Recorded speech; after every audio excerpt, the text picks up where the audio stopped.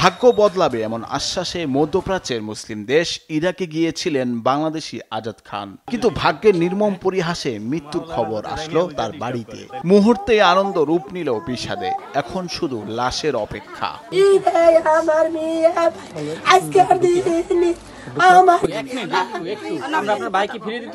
বেতন নিয়ে বিরোধের জেরে মালিক আজাদকে মেরে 3 টুকরো করে, এরপর সেটিকে ময়লার বাগারে ফেলে দেয়। এমন লোমহর্ষক ঘটনা উঠে এসেছে মিডিয়াতে। 4 মাস যে সে বিদেশ গেছে, সে 4 মাসে কোনো জায়গায় কাজ পায় নাই। এক মালিকের কাছে গেছে, সেই মালিকের কাছে 2 মাস কাজ করছে। কাজ করার পরে তার ন্যায্য যে দাবি, টাকা চাইছে, টাকা না দেওয়ার কারণে তার সাথে কথা কাটাকাটি হয়েছে। কাটাকাটির কারণে তাকে মাথা ছেলে বাড়ি দিছে। বাড়ি দেওয়ার পরে আমরা ফেসবুকে দেখলাম, বাড়ি দেওয়ার পর তাকে 3 টুকরো করে কাইটা বস্তার বিনিময়ে ভরিয়া তাকে ডেরিং এ ফালা দেওয়া হয়েছে। ফালা দেওয়ার পরে যে ওই দেশের যারা ময়লা পরিষ্কার করে তারা পায়া আমাদের এই ফেসবুকে এই যে ছেড়ে দিচ্ছে।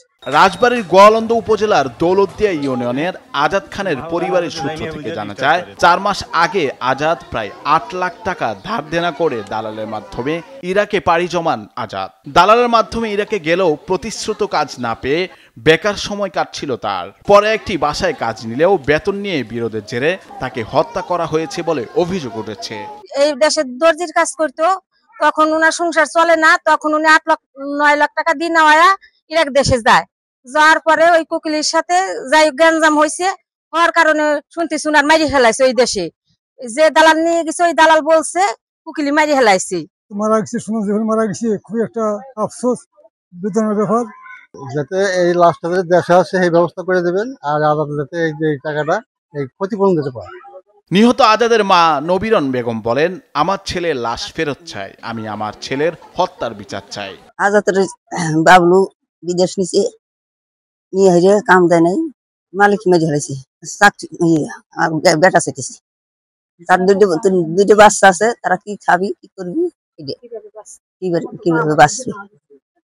বেটা কতদিন হতে আগেছি, আমার ছেলের বিশেষ চাই আমি। আজাদের স্ত্রী বলেন, বৃহস্পতিবার থেকে তাকে আমি ফোনে পাচ্ছি না, ভয়েস দিয়ে পাঠাই, সে দেখে কিন্তু কোনো উত্তর দেয় না। পরে এক সময় আমি বলেছিলাম, যদি কোনো টাকা লাগে তাহলে বাড়ি বিক্রি করে হলেও টাকা পাঠাবো।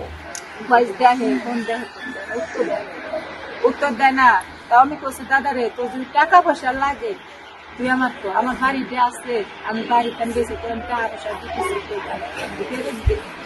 তো ভাই আমার ফেরত দেয়। আমি সাল নিয়ে কত যাবো, জানিতে নাই গর্ব। আমি তাও এর কাছে পাই ধরছি, গরু আমার সামনে তুই এলাকাবাসী আর আত্মীয় স্বজনদের দাবি, আজাদ প্রায় 20 লাখ টাকা দেনা, তার 2টো বাচ্চা রয়েছে। সরকারের উচিত এই পরিবারের পাশে দাঁড়ানো। আজাদের লাশ যাতে দেশে আনার ব্যবস্থা করে সরকার। আমার ভাই ফেরত চাই, আমার ভাই চাই সরকারের কাছে, এটুকু দাবি। আর আমার বাঁচতে বুঝতে আছে, কিভাবে বাঁচাবি? বৈশাখী সংবাদ।